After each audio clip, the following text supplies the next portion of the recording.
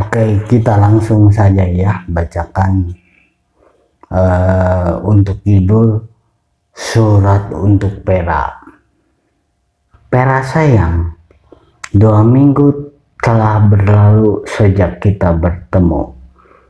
Dan karena apa yang terjadi pada malam itu, mungkin engkau merasa sudah saatnya engkau mendengar kabar dariku. Aku hanya menunggu agar dapat membereskan segala sesuatu. Aku tetap tinggal di Salamanca setelah konferensi itu karena aku yakin, benar-benar yakin bahwa merekalah yang kulihat di bawah jembatan Sungai Tormes. Kau pikir aku bercanda? Kau pikir aku mengulur waktu hanya untuk membuatmu tetap terhibur sampai kita kembali ke hotel? Tetapi memang Ana dan Jose lah yang kulihat saat itu. Dan aku tidak dapat meninggalkan kota itu sebelum menghabiskan 1 atau 2 hari untuk mencari mereka lagi. Tidak sengaja aku bertemu mereka lagi keesokan harinya di Plaza Mayor. Tapi aku tidak boleh terburu-buru. Aku sudah memutuskan akan menceritakan segalanya kepadamu secara kronologis. Marilah kujelaskan garis besar alasanku duduk dan menuliskan surat ini untukmu hari ini. 1,5 minggu kemudian, atau kemarin lusa, aku bertemu dengan Jose di Prado di Madrid sini. Rasanya hampir seperti ia memang mencariku di antara galeri-galeri Prado yang luas.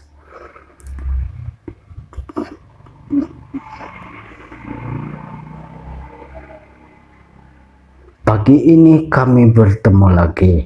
Aku tengah duduk di sebuah bangku di Taman Retiro dengan teliti mengingat kembali semua yang telah ia ceritakan kepadaku sejauh ini. Tetapi beberapa potong masih tidak aku mengerti. Tiba-tiba ia telah berdiri di hadapanku, seolah-olah seseorang telah memberitahunya kemana aku berjalan-jalan setiap hari.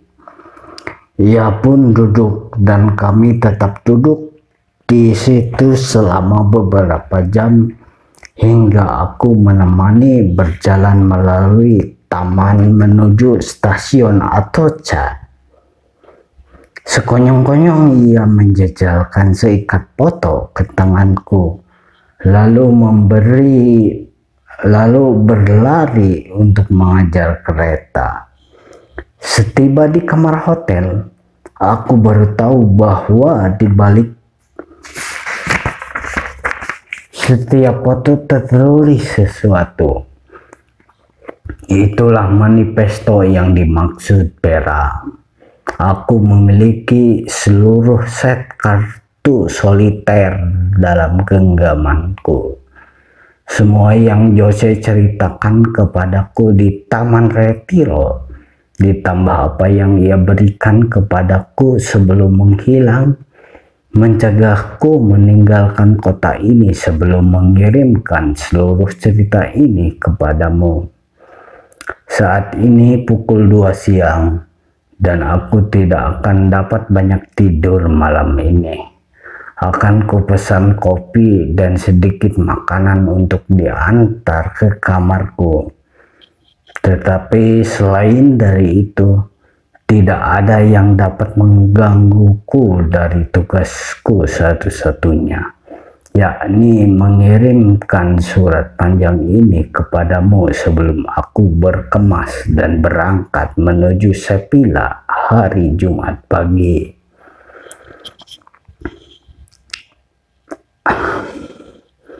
Aku sedikit khawatir bahwa mungkin engkau tidak akan segera mengakses internet. Ada pula godaan untuk menuliskan laporan ini dalam beberapa tahap. Tetapi engkau harus mendapatkan laporan ini sekaligus, semuanya atau tidak sama sekali. Sempat terpikir bahwa mungkin setidaknya aku seharusnya mengirimkan sebuah email untuk memperingatkanmu bahwa sebuah email lain yang lebih panjang akan tiba suatu saat besok. Tapi aku bahkan tidak yakin apakah engkau ingin mendapatkan kabar dariku lagi. Pokoknya aku harus sedikit keras berupaya membuatmu mempercayai cerita ini. Dan aku bahkan belum mulai menuliskannya. Di Fiji lah aku mula-mula terjelat dalam jaring laba-laba ini. Tapi sekarang aku tidak ingat seberapa banyak yang telah kuceritakan kepadamu tentang hal itu. Kita bertemu hanya beberapa hari dan kita berdua berpendapat lebih baik saling menjaga jarak. Namun saat itu ketika aku yakin melihat pasangan luar biasa dari Fiji itu, aku ingat segala cerita langsung mengalir keluar dari mulutku. Aku hanya tidak dapat mengingat apa yang sudah dan apa yang belum kuceritakan kepadamu karena engkau terus memotongku dengan gelak tawamu. Kau pikir aku hanya mengarang cerita secara spontan untuk menghiburmu dan membuatmu betah berkumpul denganku pada malam di tepi sungai itu. Kau pasti bertanya-tanya apa sangkut pautnya Ana dan Jose dengan dirimu, atau dalam hal ini dengan kita. Mungkin sebaiknya aku mengingatkanmu tentang pertanyaan yang pernah kau kirimkan kepadaku dari Barcelona. Engkau menulis, adakah langkah yang bisa kita berdua ambil untuk berdamai dengan singkatnya kehidupan?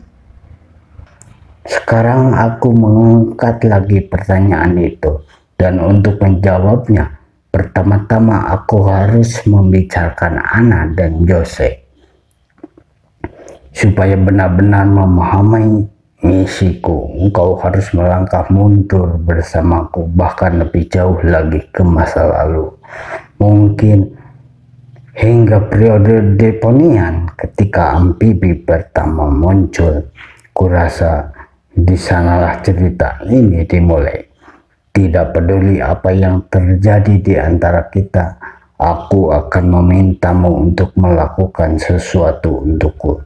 Tapi untuk saat ini, duduk sajalah dan baca saja.